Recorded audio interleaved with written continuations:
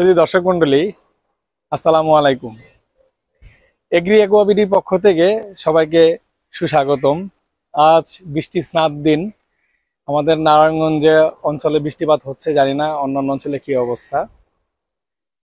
গতকাল আমরা মনস্টেরা বর্ষিজিয়ানার ফুলের কলির ছবিটা ভিডিও আর কি আপলোড করেছিলাম।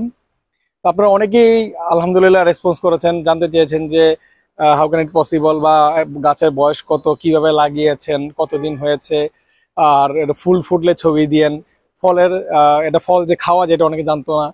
তো তার উপর ভিত্তি করে আজকে, কারণ ফুলটা কলি আসছিল আর কয়েকদিন আগে, আমরা ভিডিও করেছিলাম কয়েকদিন আগে, কিন্তু আপলোড করতে দেরি হয়ে গিয়েছিল।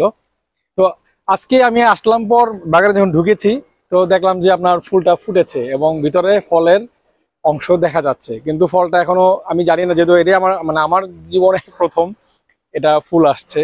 তো এটা কি আমাকে ন্যাচারালি কি পলিনেশন হওয়া লাগে ফল আসার জন্য, বা হ্যান্ড পলিনেশন করা লাগে কিনা আমি জানি না। তো এখন দেখলাম যে এটা, এই যে ফুলটা আলহামদুলিল্লাহ খুব সুন্দর একটা আল্লাহর প্রদত্ত জিনিস, মনে হবে যে একটা ঢাকনা দিয়ে দিছে এটা, এবং খুব হেভি। এটার স্কিনটা কিন্তু অনেক হেভি ফুলের। তো এটা নিচেই ফলটা, এই যে আমি আপনাদের দেখাচ্ছি যে আসলে ফলটা দেখতে কিরকম। এটা সারপ্রাইজ থাক। এটা আমি বাহ্যিক দৃষ্টি বলছি যে এটা লাইট ইয়েলো কালার এই স্কিনটা, এবং এখান দিয়ে হচ্ছে ইয়েলো, এই দিক দিয়ে হচ্ছে হোয়াইট, অফ হোয়াইট, দুইটা কালারের স্কিন। আর এটা খুবই মোটা একটা পরল। আর আরেকটা জিনিস হচ্ছে যে গাছটা আমরা কিভাবে কয় ইঞ্চি টবে লাগিয়েছি, কি লাগিয়েছি, ডিটেলস আমি বলছি একটু পরেই। আর এটার ক্ষেত্রে কোনো লাইট কলার গ্রান, আমি গুগল গেটে যেটা আমি জানতে পেরেছিলাম যে এটা ফল থেকে কিছুটা আনারস এবং কলা এই জাতীয় একটা গ্রান আসে।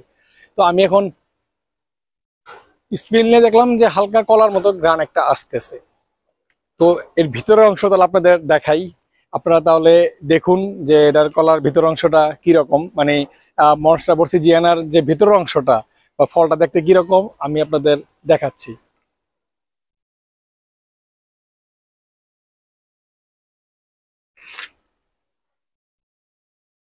দেখুন আল্লাহর কি অশেষ রহমত। স্কিনটা আপনি শুধু খেয়াল করুন যে এখানে কালারটা কিরকম, এখানে কালার টোনটা কিরকম, দুই কালারের কিন্তু স্কিনটা, যেটা ফুলের যে খোসাটাকে বলে। তারপর হচ্ছে এর ভেতরের অংশটা দেখাচ্ছি, দেখুন আপনারা। এজ লাইক ল্যাম্প পোস্টের মতো, ল্যাম্প পোস্টের উপরে যেমন একটা ঢাকনা থাকে, ভিতরে লাইট থাকে, এজ লাইক ওই রকম। দেখুন আপনারা, ভুট্টার মতো একটি ফল, আলহামদুলিল্লাহ। এখন এটা দেখার বিষয় এই যে যে আসলে ন্যাচারাল পলিনেশন কি হয়, বা কারণ হ্যান্ড পলিনেশন সম্ভব না, এই জন্য যে কারণ আমার কাছে বিকল্পের আর কোনো গাছ ফল সহ বা ফুল সহ গাছ নেই। আর মিডিয়াটা আমি আপনাদের দেখাচ্ছি, যেহেতু এটা আমাদের ইনডোর বাগানে রাখা গাছটি।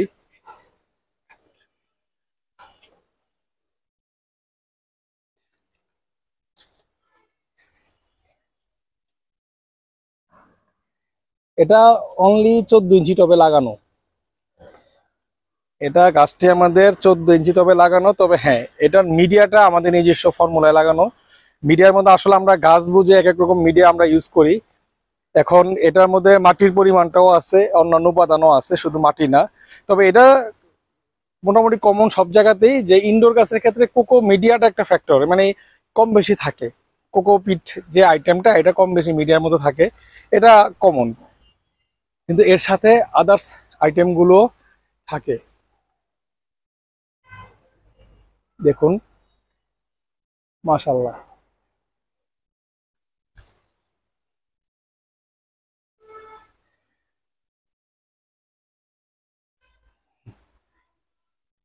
আমাদের কাছে আরো কিছু গাছ আছে, আমি দেখাচ্ছি।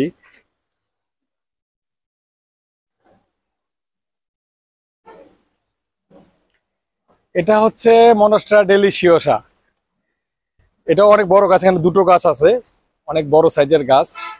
এবং অনেকেই গুলিয়ে ফেলেন যে মনস্টেরা বর্ষিজিয়ানা বা মনস্টেরা ডেলিশিয়াসা কিভাবে চিনবেন। মনস্টেরা বর্ষিজিয়ানা এবং মনস্টেরা ডেলিশিয়াসা চেনার জন্য আমাদের ইউটিউব চ্যানেলে একটা ভিডিও দেওয়া আছে, যে পার্থক্যটা কিভাবে করবেন।